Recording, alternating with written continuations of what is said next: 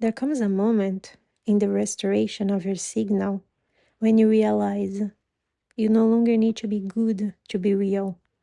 You no longer need to be kind to be allowed. You no longer need to be digestible to be true. The conditioning that demanded your goodness was never about integrity.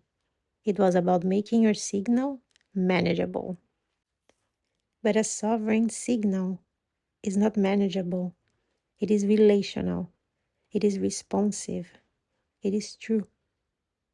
You were taught to apologize for your knowing, to cushion your clarity, to keep your yeses soft and your no's buried.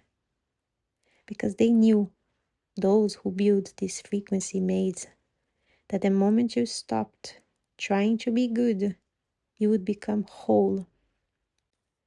And a whole being does not submit to fragmentation to make others comfortable. A whole being is not polite at the expense of their precision. A whole being is not afraid to say, "This is not mine. This is not right. This is not love."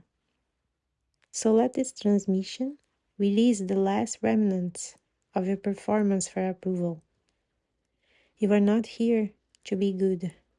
You are here to be true. And that, dear one, is the most dangerous goodness of all.